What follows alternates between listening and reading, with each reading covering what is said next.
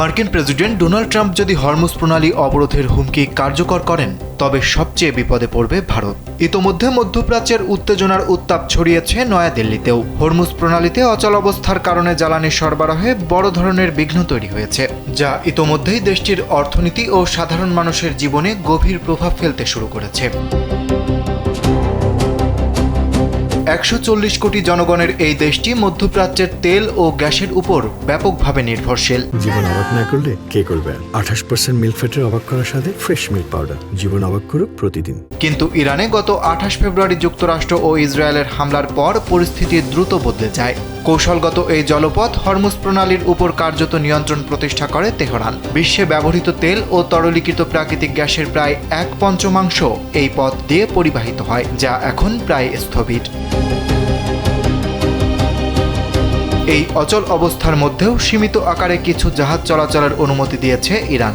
ভারত সেই অল্প কয়েকটি দেশের মধ্যেই ছিল যারা বিশেষ অনুমতি পেয়ে কিছুটা স্বস্তি পেয়েছিল। সর্বশেষ তথ্য অনুযায়ী ভারতের পতাকাবাহী অন্তত 9টি জাহাজ নিরাপদে প্রণালী অতিক্রম করেছে। মুম্বাই উপকূলে একটি এলপিজি ট্যাঙ্কার ইতোমধ্যে নোঙরও করেছে।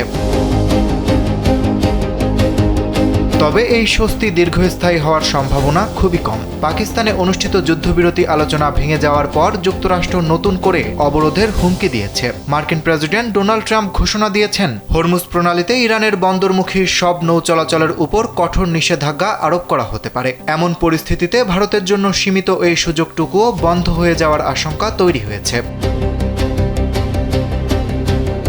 ইতোমধ্যে এর প্রভাব পড়তে শুরু করেছে দেশের অভ্যন্তরে। গ্যাসের মজুত কমে যাওয়ায় সরকার শিল্প খাতের পরিবর্তে গৃহস্থলী খাতে সরবরাহ অগ্রাধিকার দিচ্ছে। ফলে রেস্তোরাঁ ব্যবসা সংকটে পড়েছে। অনেক শিল্প কারখানার উৎপাদন কমে গেছে। জ্বালানির দাম বেড়ে যাওয়ায় নিম্ন আয়ের মানুষের জীবনযাত্রা আরও কঠিন হয়ে উঠেছে। এদিকে মুম্বাই ও দিল্লির মতো বড় শহরগুলোতে অভিবাসী শ্রমিকদের অনেকেই খরচ সামলাতে না পেরে গ্রামে ফিরে যেতে বাধ্য হচ্ছেন। অন্যদিকে পারস্য উপসাগরে এখনও ভারতের 1 ডজনেরও বেশি জাহাজ আটকে রয়েছে। এই অবস্থায় মার্কিন অবরোধ কার্যকর হলে এগুলো মাঝ সমুদ্রেই আটকে পড়ার ঝুঁকিতে রয়েছে। অরিত্র বাসু, কালবেলা।